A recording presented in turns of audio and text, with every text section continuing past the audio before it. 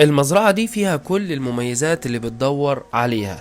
يلا جهز لهوتك الجميلة وصلي على سيدنا النبي، ويلا بينا نخش في التفاصيل. المساحة الإجمالية بتاع المزرعة اللي معانا 14 فدان، فيها مميزات كتيرة.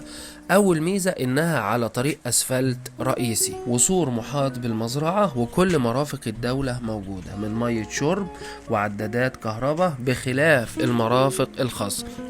المرافق الخاصة اللي موجودة بيرين مية موجودين في المزرعة، وسكن استراحة خاصة بالمالك، استراحة شيك 150 متر بجاردن نص فدان، ومشروع للإنتاج الحيواني، ومحطة تحلية مية، واستراحة للمهندس، وبيت للعمال، وبيارة لتخزين المية.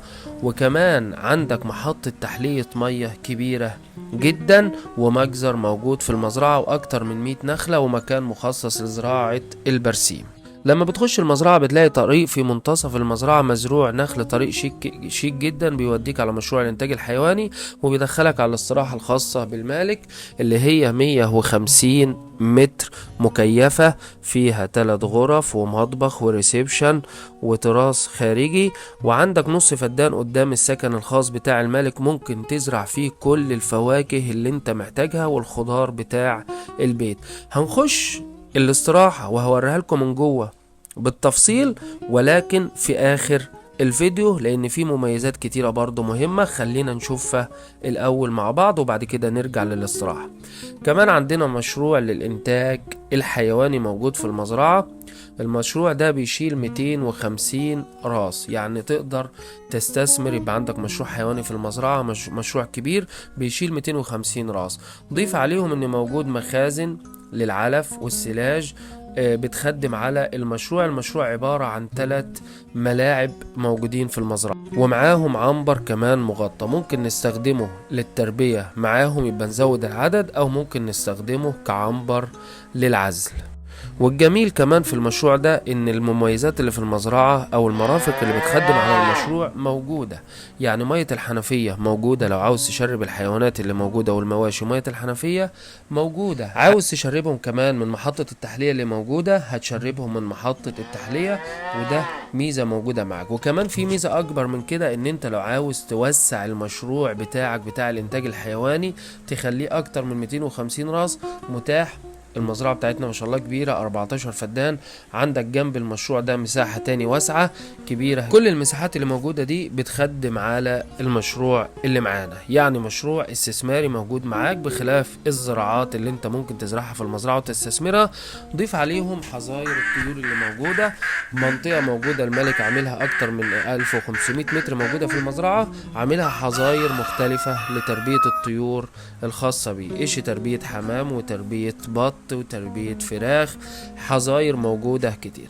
عندنا كمان مجزر في المزرعة كبير جدا على مساحة 50 متر مربع. المجزر ده خاص بالمالك للذبح، سواء هتذبح للأضاحي أو هتذبح في أي وقت. كمان عندنا محطة تحلية مية كبيرة جدا شغالة بالتناضح العكسي.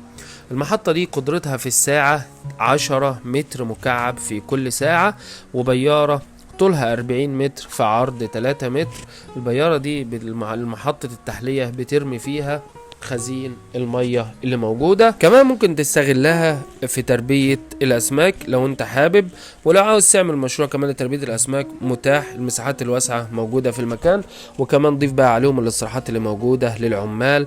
عندنا 3 استراحات موجودين، بخلاف الاستراحة الخاصة بالمالك صاحب المزرعة.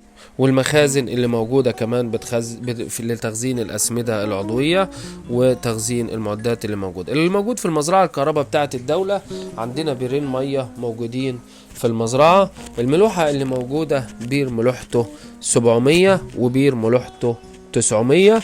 وعندنا كمان المحطة موجودة يعني، ومية الحنفية، المية والمرافق موجودة، الله أكبر عليها.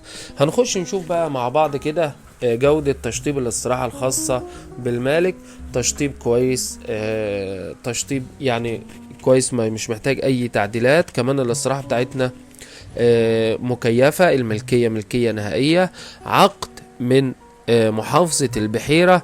اللوكيشن ما تكلمناش عنه، انت في بني سلامة في وادي النطرون، تبعد عن الصحراوي 3 كيلو فقط لا غير. الطريق بالكامل اسفلت، ما بتمشيش متر واحد طريق ترابي. في منطقة جنبك البيوت وجنبك المساكن موجودة، يعني انت بتمتلك لوكيشن مزرعة تنفع تعيش فيها إقامة دائمة، وتنفع تستثمر فيها كل المشاريع بتاعتك. زي ما قلت لكم ملكية نهائية، والسعر المزرعة بالكامل 11 مليون جنيه، قابلة للتفاهم والتفاوض مع المالك في حالة الجدية. يلا مستنيني اللي حابب يعمل معاينة ويشوف الجمال ده على الطبيعة، يلا يتواصل معانا على الأرقام الموجودة. المعاينات عندنا مجانا، رجاء فضلا وليس أمرا الاشتراك في القناة والضغط على زر اللايك علشان عروضنا تصلك باستمرار.